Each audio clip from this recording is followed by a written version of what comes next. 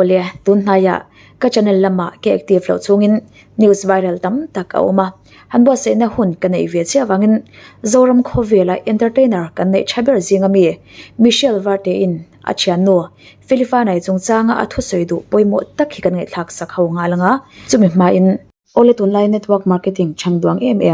Dayjoy network marketing hi kalome sha tilo kangcheu o Dayjoy network hi product base ni in member ten on call in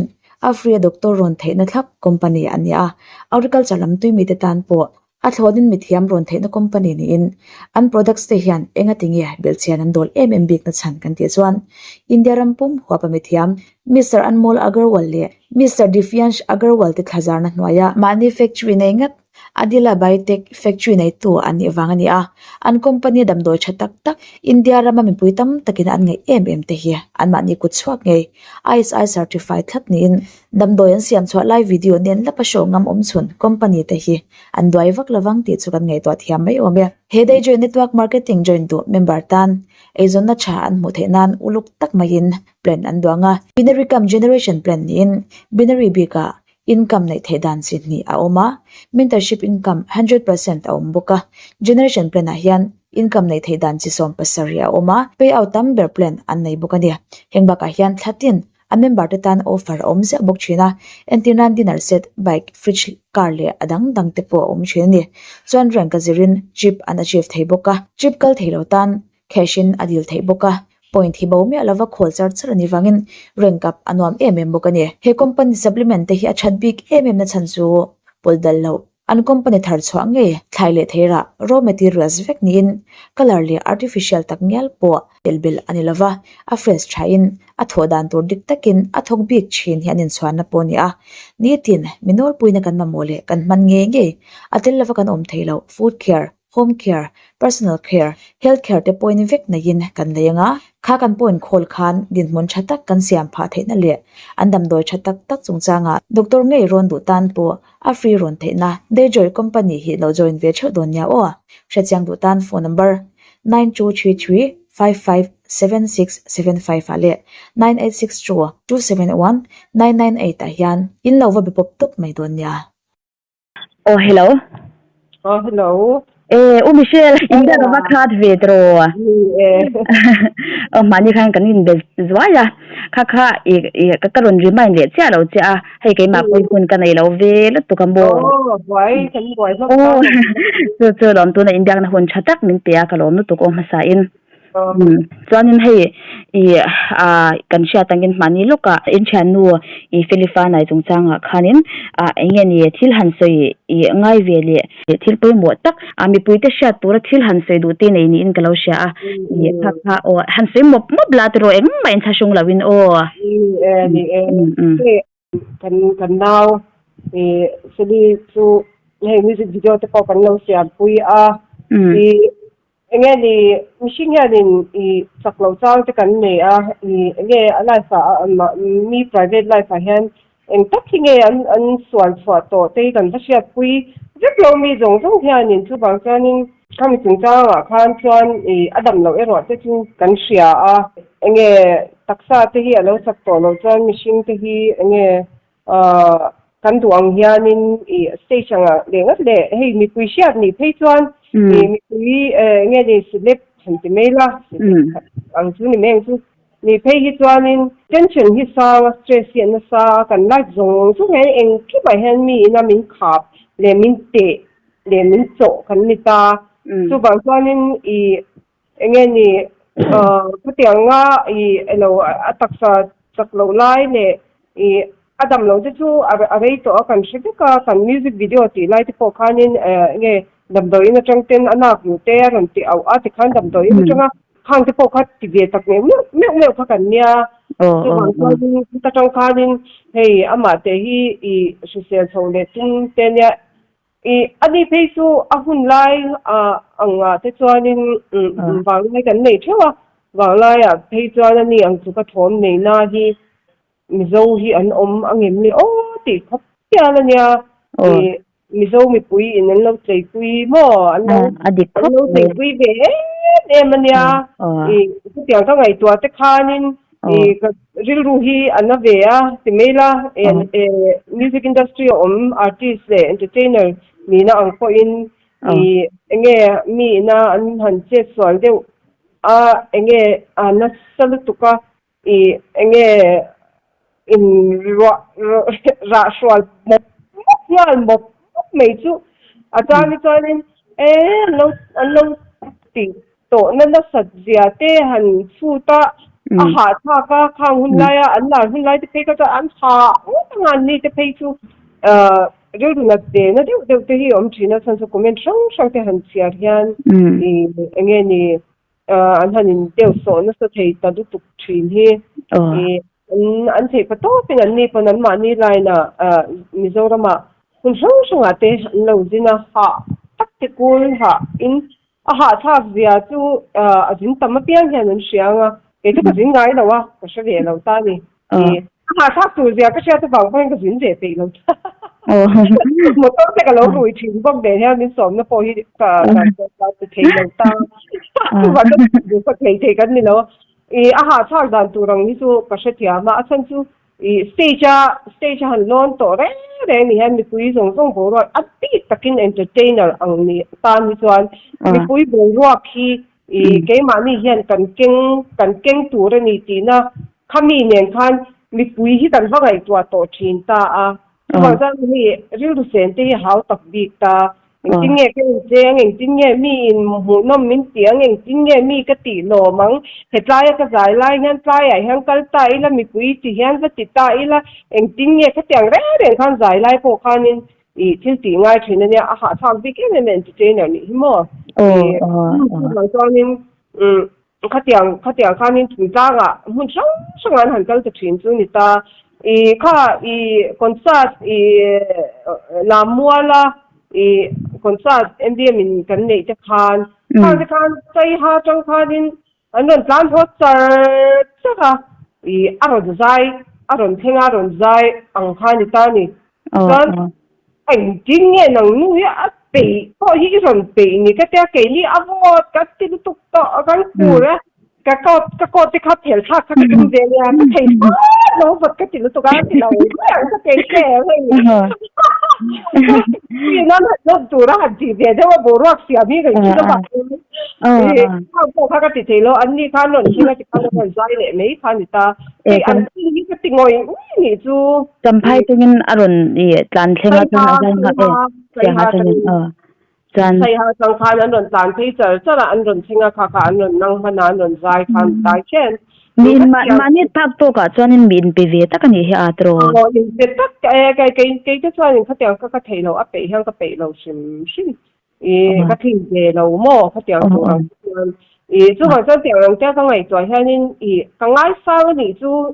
hei lai te hei mi pa hi chu mi pa nia mi pa le mi cha hi chu kan tha hi nang lo ta mo fa nei to nei lo te po ni ai nang lo le je le nia chu ma chuanin tiang ka ngai choi te khanin kai ka rin ku hi lo na pui ve thin tu ka ni chu lo chu bang chuanin Jadi ko amale ma in so mai unaw panen om ta katiangkan ani po amale ma in highway anita chu wang chuanin ha to ka an thoa lo thei lowa an kal bong na te kan ngai to hianin comment san chiara thuna chuanin damdoi edik ang khop me hanin so te kha ril ru hi alo na pui ve ni chumo lo na vong bon ve ni tro chi em ka tu engin ngen do zo bi kang ti te ka ngai tua thin tiang em hi chuanin in ti thin lo bilang chalo kan ti ni pan chalo vi de hanin ti kha to me che personally du tu ka hanin ni fak tu ri chuanin tu ma hanin kan don thelo tu comment tu te nge ko ka an chenom nu in chei da na mo enge mo ni lecture te kon lo ti sen rin na dan tu zia chon chin rin dan tu zia chu re kha se tan chuan in nei ni shiat no tan chuan lo to hi chin ta mi enge ni psychologically le emotionally hianin a draining even ni ti hi pui hianin in shiat ya pui se hi chu ka du pui khop mei as an artist angin entertainer te kan lo ni ve na angin i hetiang mema in ti hi chu i ange ni a ha thang ni tu nang ma ikhlan nu ni na awang tal po khanin I mu so min lo ti ve chinang ti kha chorin music industry mi shim khatiang khan ti se personal relationship po vanei lo ila elo a ha thas zia kan sia kan struggle na sa zia kan sia an personal life zong zong etek ang zong so anga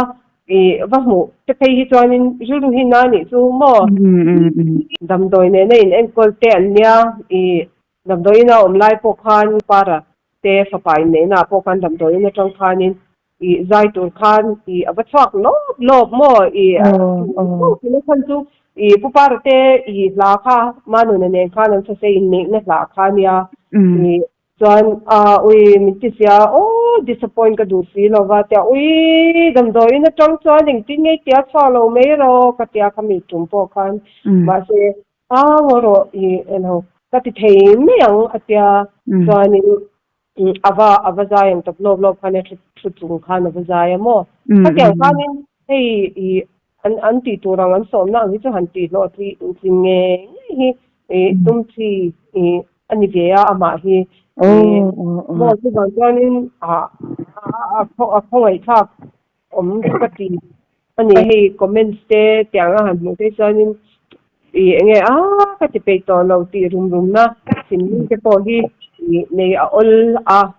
midang tam tak te pon lo anjil ru hin na ve thin tu kanya kana ti se hi se te po thei sha chuanin hang zong zu khak ding chingong se asu te na lam ron pan in enge ni ron comeback le thei se chu kan du sa ke me mani mo ni atan ti mayang mo I thianu tan liao I thawang I ron hongam sim po hi a alom ka tia kan vashe sianga an tho rim dia hi kan chu sianga chu bang chuan han engma han sei lova han ti han lo ngoi ringa lo tor ve ri ngot thi as a vai kan music industry tan pon ni chu mo seli po nge lo tong trai sakula nge shi sen te amamo ma tiang mei chuan in music industry te an chol sanang ti hi kan lau ma nei tianga thitaka jolsan te chu alo tho ha to na zong nen ni alo ni to na zoram lo oi to na zong nen khanin a khoi thak tia ni chu bang chuan lo tong trai sakula me pui te point nge alo shi sel tho theinan te nge ni tin ba ka music industry tan ti hian ni lo tong trai sakula ke ni te po kan chia me kan ti wanga ni lawa mo do ram mi puite kan non entertain thei cheu hi kan thiam to ka ni ti kan ron ti ve kan thiam ang to king kan ron ti ve in lo in pui in lo enge kan ram hi kan lo ting ve nak thei na nya kan ron ti ve le wa nia alo pui de to nang ni phe tu ma changa I mizo mi pui te lo oi tu the pa to chwa tu su tu te po ti la kan se swa lawang zai mi le enge mi pui ti sim thai to zo mi pui boruak nei ti thai to entertain thiam tak jinga mi inia feel fa nai te nang te po mo nang ni pon in she thawang thiam tak ini ta chu in ti bi ka amai ro in thai na chen thai pa top chwa ve chin kha chu in ni ve nang phai chu an soidan an soi ka shadan kal mangin nang nang ba bi phai chu khatia paisa wa lo awati chama tumna enem po ni lavin mizoram mi puite han ti lima ni khatia zai remote ni law mo ati pom zong han choklim tura khatia music video te siam chin ni ang te khan soi cha ai zo na ngi join chu ke ni join kan em ni lova sai le sai nu khobe la chang je la kan naki na local vezel tu te artist how to tanyanin vision hi pe khi hi ka aim terni zamtam chong ten yang te ko khan non reach out ta nge khatia nga anlo ti ve the hi ka du pu ni hi commission nan ta nge ni rao tak chong kam han hoin Patian in a min ron na niang ti ten ti khop hianin I enge ni artist bangte no pangte te po hei tu na te po kan ti pui nok so jin ta anwa mi ka te mani an artistry hi tha mi zo hi kan artist tha kan ni na mo notice a pei hi chuanin kan artistry han that zia hi entertainment world da hi kan talent ve ania so again hey I na sa zo kyan impact kan nei the nan hian tin again over tak an han ti te po khovel kan zo ni ve me u ko ber hianin kan ti lo chon ke chon no pang te ta chonin society ru te han chu nem la har ve ni chu ke lo ten han chon don che an dai don lo mo ke ni chuan sang zo ka pal sang thei turin pathianin again ni kal kong min lo min lo sul sakto nghe min lo su kwak sakto tiang chu wang chuan in ke ni tan hian ol sam ta chu wang chuan hi ka ti dui mau zel bap ta thau thei ze na mo hei lam an thei pa to bin la ro se entertainment ko ve hi notice hian rap rock mo ka tiang zong hian mizo artist hianin pumbit ila hikadu kan entertainment industry hilia lutuk ni se hi ho hian ka du ni chu ai ka sai zo ko han to kiu chi ni shem jang le to ka ka thia ma lo nang phai chu phai he nghe han sei to pa chuan in wang lai tak hin pel ve do to chung in ve to lai thing ma pa ka to ti man lo mo hey vision hin nei pui kum na hey real ru ina chou the na tu chang thar ta ka tum sa do for the youth he kan ti chin mo ke kan ti song for the youth ni ro se kan ti chin chu ni le tu na in tho china te me la mo tu na te po industry Sony te le ka tiang industry kan her sia te pon music video ni pathum pali in combine in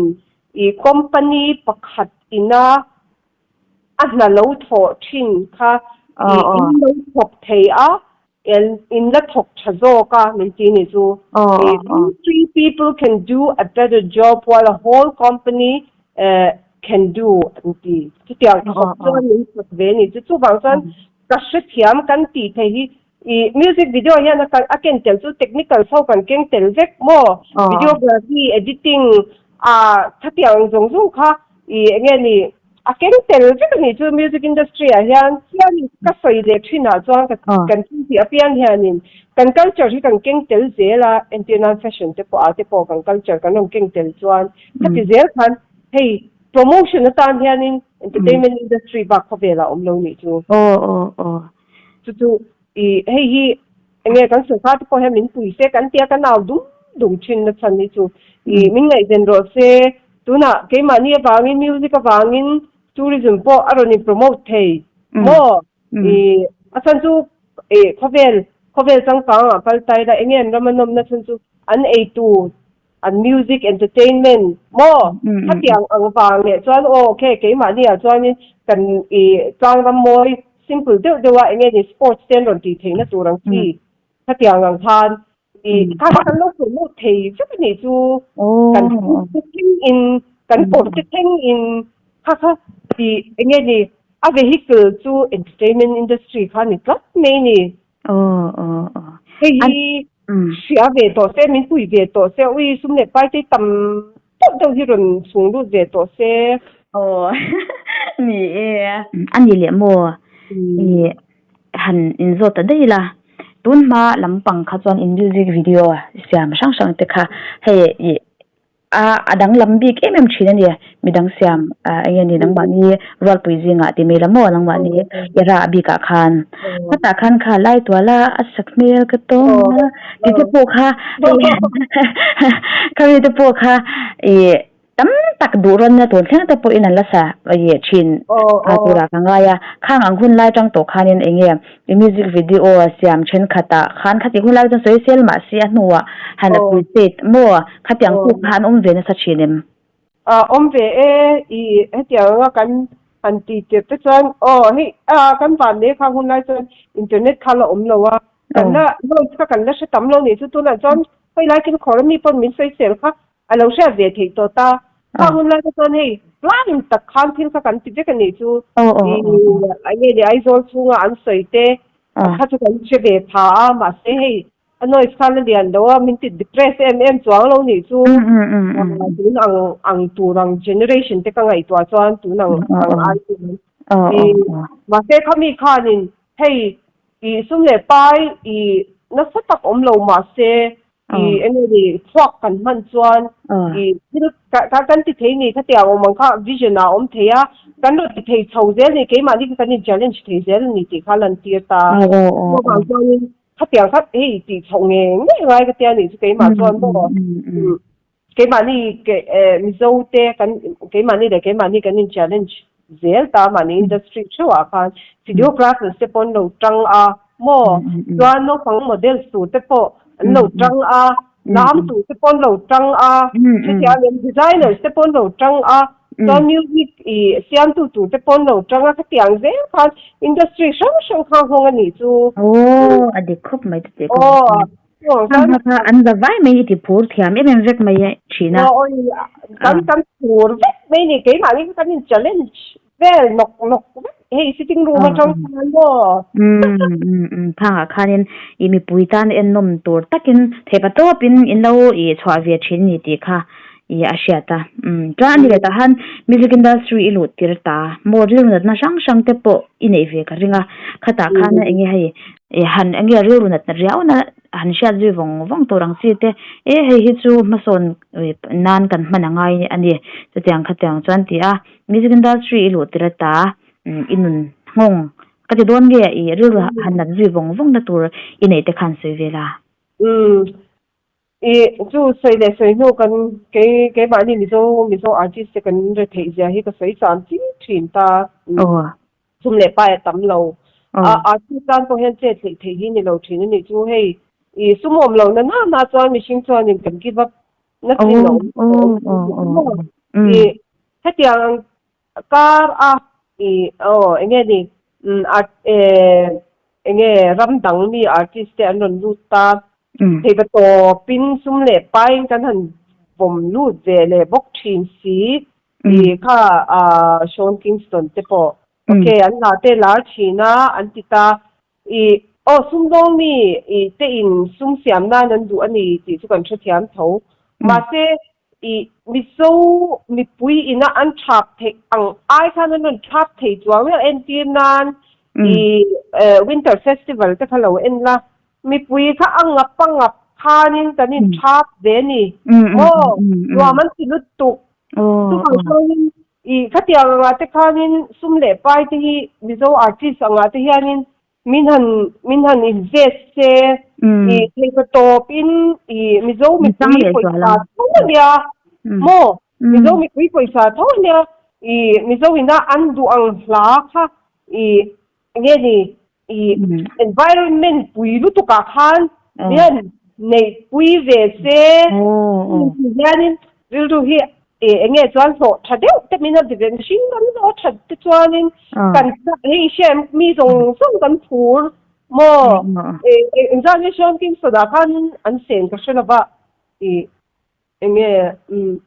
อินเชดอกน้องมันหน่วยซาโดนี่ก็จะหลอกขโมยที่หลังก็ที่สุดหันไงตัวเตะอาร์ติสประคัดตินขัดด้วยขัดข้ามินันเตต่างเซการพูดโดนเดียนี่เดินเน้นกันจีรังอะไรเน้นเต้นน้ำเน้นเต้น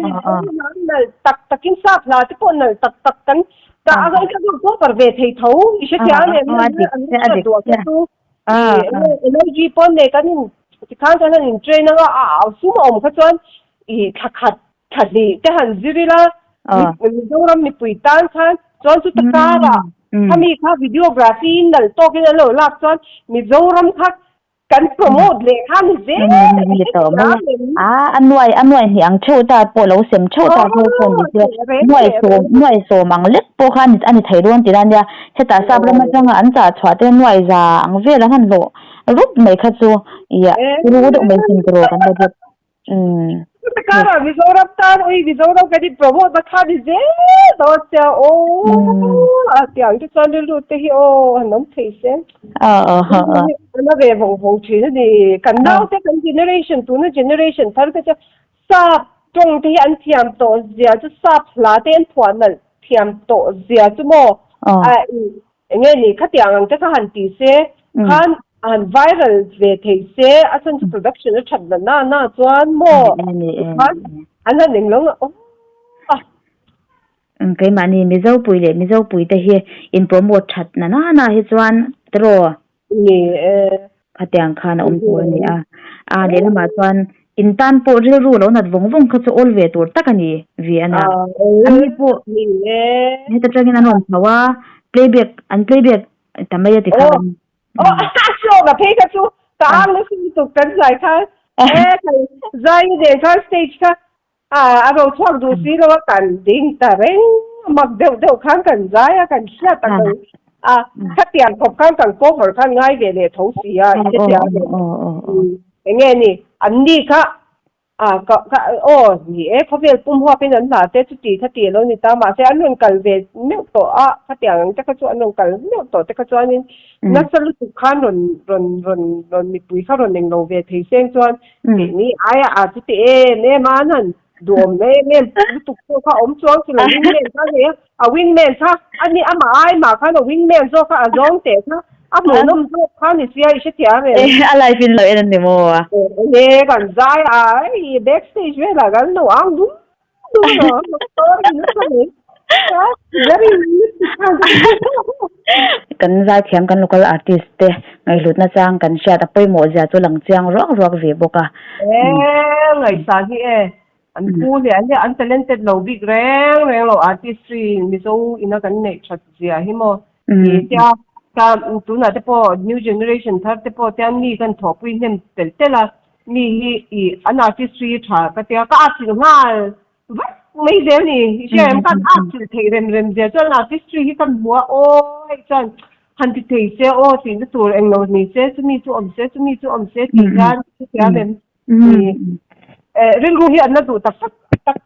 ล้อมนุกเขี้ยวอุ่นตัวหลังตัวนี้artist ใช่ไหมตัวเขาเวลังพัวหันน้าเวทีตัวอมังอ่ะเรื่องรู้นะอักมุ่งโซนเวทีตัวล้านนี่เราตัวเองงานนี่ฟังเราตัวเห็นบุตรที่นี่เรื่องรู้ที่นะเฮ้ยตัวอุ่นตุ๊บอีกเช่นนั้นตัวบางตัวนี่มานี่สำดังที่อังนี้มานี่น้ำมันนี่ตัวเขาจะมาบอกเวลไม่ละเงี้ยนี่ค่ะกันตีเวทีโตกันเนี่ยเนี่ยอาหารตัวว่าอินเทอร์เน็ตโซเชียลมีเดียเนี่ยก็ตั้งไลค์กันอันที่เว้นนะซุ่มข้านี่เมียโม่ข้าบ้าข้าอมจวงเราเงี้ยนี่มาใน sitting room มาตรงนี้นะสิเทเวกข้าจูอันเด็กเจ้าอินหันเสยตักให้จนจงก็ไม่ใช่เสียมันนี่ดูนี่สุขภาพเลยมาที่กันล่วงเนี่ยนี่เจ้าเจอลำไอ้โมอย่างนี้กันยังส่วนเลี้ยงหันจะเป็นส่วนเดียวแต่ไม่ละนังมาที่กับเราเช็ดเสียงให้มิวสิกวิดีโอเฟสกันเราตุยปุยมากันเราสักเรื่องเดียวค่ะตัวนั้นสินะเราใส่อย่างเงี้ยกับเราสักปุยจะขโมยข้างเต็งเตปค่ะตัวมาปูลจะเวลกันนี่ไรเด็กตัวมีเนี่ยค่ะให้สิ่งแบบโมกันนั่นกันเราจะใช้ก็แต่สวยตากับเจ้าโมเอเล็กซ์ติค่ะเราสกุลakal lain na nita prima ngayon ni class 5 sa manini kami music video mo masagdeb so karon la dai pile ta dito ka tiang te khan ya kan tan chan Michelle hei vieng wei ngoi ni so kan lo she phak vi boxa high school atang to khan mo chang ka tiang kan du lai chang to khan ni lo la me ma chanin nang ma ni mal nun hi ka lo shep vak lawa ka lo nge ka lo ngai ven nu tok lo bok nen khoi ve ngin om to ti le fa te i nei ve te mi ti ha ni leng rei ve de ngar ngar leng rei tu sa te ka no kan phong ti je ne kan la oi ke ma di lo za ko veng kan nia kan nu le pa te za ko veng o za ko so kan nia chuan ka fa te chu fa hi me cha pa ni kan nia tu pa hi kan ni kan nei bok ta chuan nge ka fa te chu ano pong sok shini kai hi alarm thin ta ka music video te pokan alarm thina ka nge o show ve la te pon na song na te pokan ron lama lam ka tui chinta ani tu sei ka hianin kalon pui zinga ya po hianin zairo izai nge tu ne kan nin ti de tran to kan nin pau chho engting social media ni pui an follow ve du sang engting in da reng shanika ti ringot kha om Instagram akan thalam ron thonanga tro me zo a ya anin a uzo ki ani po hi modeling ati beta hey plus size model an tiang chi kha akani na masave ber pol khanta plus size modeling hi ti beta mo ani po hi ganani ka music video ti vel zong zo backstage kan che chol be nia ka van ne ya ka fa te hi min support ta he kan support lang thei ve ka tu na po tu ani tu entertainment industry ve tu modeling an kala dancing an kala mo chan he sai te ne nen kai nei ve ka wang hian he anu ni tu chan ani le tu fa pa ni nei ti na tro ni mai cha tu pa ni ne ni tu pa pa ni ne khaya tu pa te nen aga tu pa po hi ko aga tu pa po hi pa te zai thiam tu kan ni ta zai thiam chung kwan ni ta mo thawa ta ani po hi lo gitar te hi jir la kan tia mo ka ne alo tu ge zer tia ka nan tia ka si khom nang nak sa hei chung kwang khan ka nom khom thei ni tu he di kan ngai ta le po hian hei pi tu te ne na han lam haw ze be he pe ding ba de ti ka nge concert le do ka le du ka winter festival la te po khan rong kal nuam khat ti tu mo oi api de ne winter festival la ha ka zai ve du te au ti ti zai ji la gai di be lo mi ta te siam na mi pai ni sia ti ve khai she wa hey tu da ti po ngai to la i ka kan tho pui ti me la kan nau te thak su kum som par kan ni ta ni zo than zo la ka i nge ni azai ta hey single step on nei chonga khang ti ne te ka nei in kom ro lek ang khan ni ta ti ka na no mo dia te la ka zai dia chi ta lo thei dia tu she ani le namba he ti hianin music video pakhat lek siam po hi ataw me ke po khan siam to ken seng nyam ang ring to ka rin a ya lo hun ye tha ka chu ran tro a poi sang zong po hian ke to singa chuang dei naw ka sen wangin insen kha aturu thei ro to ka ye ta khan music video siam man dong po taw wangin thiu ti na mai kha lo ni lo chin ni to sponsorship kan nei te ni lo chuan mo sponsor kan tu sponsorship hi heng te hi lom sponsorship zon te hi har sa ha tha ka ni chumo tu ne lo tu na entina sarkarin a department angin engtin a technology a technical lampang kha lo nei se entina videographers te khami khatia technical side zong kha sarkar hian nei seng chuan I tom dewa mi poina anvati ve theina turang te lo nei seng chuan khatika me kan industry hi min pui don tu kan ni chu chuan chu kara I khatiang om lo ta kara sponsorship zona ha thang tu ka har sal tu ka mi tan ta khian thilan ti theilo tareng ta ni chu mo heng diang te hi engtia ti thei chi nge entinan a organization ang te hianin a om the nge non profit organization ang te hian central atanga mi state dang te point an ti ang hian central atanga paisa lak nu thei da nang te kha khatiang han ti theina tu te kha omang em ti te poi ko ai to ve thin to ma che khatiang lampang political lampang le a sarkar lampang a khan thil ti thiam mi kan ni lo artist kan nia artist tiang business a hian kan tang kai lo ta ni khatiang lampang te kha ni setup hi chu nei lang chuan sarkar hian amo han setup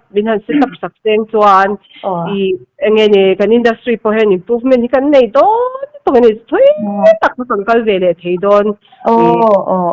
ni ale la ba chuan nge tourist attract turang tal te po in tlak le ta lo te po kan thia sang thiam ve bokanga tourist attract don so restaurant tam tako mangai mo enge so sai until si na tam tak khangai khata khan kan cultural zong ang tipon thil kan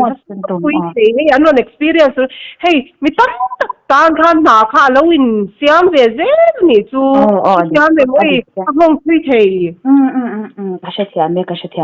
ni chu tiang zong te po chanin ngai to na te po nei du te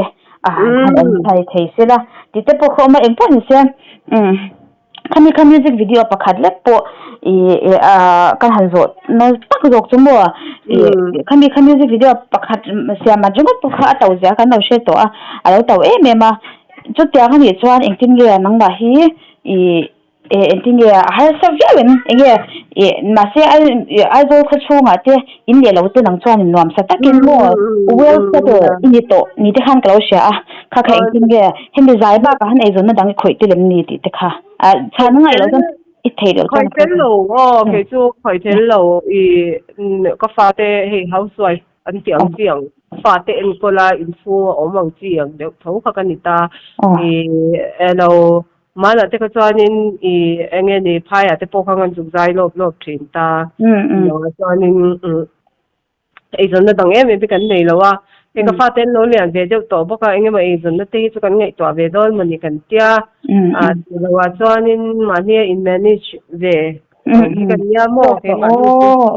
ni luôn hết cái này chỉ là rồi cho nên khơi riêng anh ai rồi khơi riêng anh làm ra rồi tu giả có ta anh ấy tập trung vào liền ấy rồi nó business thay thế bộ nghe nang chu tong ka mi chiama leba ka mi pui sim hi ve ni zo i hu hang hi mo i hu hang hi na ve sim mo le pai ke asum le pai hi han ti mela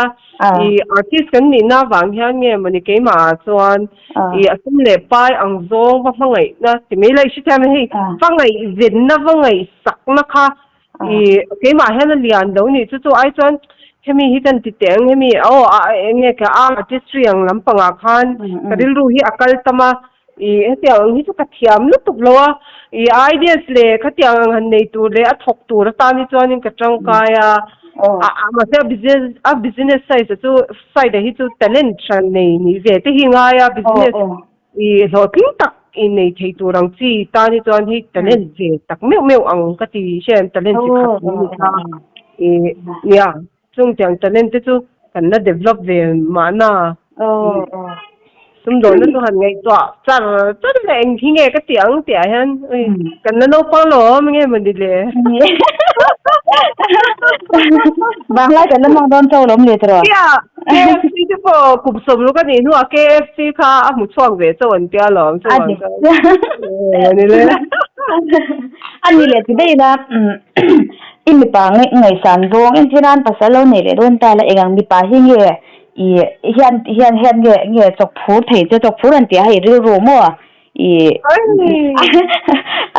emi du zong ani to ver mai chu tiang imi pa ngai da zong an mi ja anga te le nge mel te hi kher ba bem tiang zong te che ta kam tak kha asan chu Michelle ra pen no kan nu la ti me lai kan no pang jo lai ti chuanin mel thi cho nom zia lu tuk ta ni ma se he upatel te ya mishing poi kan du da ni til hi lovin thak ve tel ta mishing chu mishing responsible mo responsibility len chuak thei le again ni mani value system tha khatiang ang tukhi thil dai rei hi om hiang ka shelawa an ho saklo to eng po ni se sumle pai de chu aral chakaral na po ho lu tuk ise thia ma se fa te pa ni tu chuanin machine responsible tak mo mo na ren mo phun na ngai poi mo mi chuan value system that nei mishing value system tha nei na chu mi tam takin คติอินตาจันโอ้ยซัวอินนะโอ้ยเราโหดที่เราตีเรียนเขาไม่ได้โดนดอกตาบ่ขัดยังเขาเลยมิชิงเร่เร่มิชิง indiscipline ท่าฮีเคยมุ่งหน้าปอน survive โอ้เคยมุ่งหน้าปอน survive นี่ failure ตัวตั้มเรามิชิงที่มานี่เนี่ยมานี่ indiscipline ชัดเทียเองอ่ะพวกยันนี่อันลงไอ้สานมนุปุยฟนาว่าโปนุปุยฟนาว่าโปให้อันจอมจอมฟาเตนานู่เลยป้าฟาเตนนู่เลยป้าเตนจานน่าจวนนู่เลยป้าตันโปฟาเตจูฮันอินฟลูเอนซ์ฮาร์เราโม่ข้าจะอังเดียวข้างกันเนี่ยเทข้าหวังข้านี่ข้าให้อภัยหมอเป็นเนลเตเลอาเปียนเตเลอาค่อยไล่หมดตัวหมอขัดเดียจีจูอะไรตักจวงเรา generation ขัดนี่อัครอร์จานยังจินเตจู generation นี่แต่พอเราได้ไม่เทโม่มาเสรัลเล่ไม่ดิมบอกเราว่าอินชูกุร์ดิมเรานั่นจวนนี่ family ข้าอิน destroy จัดสารนี่ไม่โม่อดีตเฮียไปโม่เปิดกตินี่ปัจจัยทุลัมปังเพจูหันใส่เราเวลาปัจจัยทุลัมเราว่าพอมิชิมน่าชิมตอนจุดปัจจัยจามีเนี่ยไงนั่นมีอันนู้นนี่เพจวนข้าบักโบนัสอมเราหม้อตัวปัจจัยนี้ปัจจัยกันที่เลเวกทอมชิงยันนี่อดีตครบไหมไม่ใช่อีฉันนู้นถ้าฟังอีเขาน่าจงกำไม่บักให้เราไม่ปุยที่ฝุ่ยนะฝุ่ยถานะเตเลยเรามิวสิกอินดัสทรีมาส่วนน่าตัวไทยประตบใช้ดูจัดเตส่วนขัดยังส่งอีกที่เราใส่ไม่ปุยเตตานะมันมาส่วนเห็นตัวเสียเราปุยก็ตัวเลยบักมีตั้งแต่ปุยนะโลกนะอันนั้นมึงก็เห็นแต่พอเราไปใส่เตลเวียบอกเลยมีตินนี่บ่มีตินนี่คอยไล่พอยังโกนกันชุนนั่นไม่เห็นกันจังกายนี่จู่จังกายเราไม่ชิงหินน้ำเรากันจังกายเนี่ยเรียกเขาว่าหมูฟูข้านี่ไหมโม่กันตาเนี่ยนี่ตู้เต็มหินจังกายตู้ไปกันตาเนี่ยไม่ชิงจังกายเราว่าน้ำเรากันจังมีตินเห็นกันจังกายเนี่ยมันตู้ที่อินมุทิยามิลาอินตินจอนทิยามิลาเนี่ยอันเลียนเตะเราแรงโม่เขาเป็นอะไรฮะกะโลเปียงเขาเวลาเห็นติดตัวกะโลเปียนเนี่ยพี่อันเห็นติดตัวริงมินดาเลยโอเคมินดานั่นไลน์คันนู้โอ้ยตะกินข้าไปเวลาพอwhatever your hand finds to do it with all your might ติดตาข้ามิจฉาตรงนี้อีกุดินะทอตัวริมุจุอีเทปตัวเป็นทอรทอกรอที่อย่างที่ข้านิตากันกุตินามูเทยคอยพักเทยจินนะเห็นท่านเห็นง่ายตะกินเทยประตอปินหันทอกิลาข้าประเทศกันฝักในฮิโลนี่เสียเสียเป็นมันนี่เลยนะโปไอเองอ่ะโปกันจุดๆได้พวกเราจริงไอเองนั่นพวกกันเราจวงรุ่นนี่จวนกันจวงรุ่นตัวกันจวนรุ่นนะอันนี้ตัวไม่เอาข้าจวนเทยประตบสัวเขาจวนติดเป็นมันตักเลยเทยประตบถึงกับเองไล่นะโปกันจวงรุ่นข้าประเทศถูกันโอ้ยนะอันนี้ไม่หม้อประเทศนี้ที่เราอุ้มินตีเฮเลยมิชิงอันนี้เราเปียงหม้ออีตีตัวค่ะไม่สู้ค่ะมีค่ะอันนี้เลยอุ้มชวนยาเสียชัลลุตัวกันเนี่ยตัวเราหันเนี่ยได้ละใส่เนี่ยตัวใหญ่ตึกๆแล้วเนี่ยแล้วเราปุยโดนตกจานเนี่ยเตะให้เขาลำเดือดแต่ไม่ได้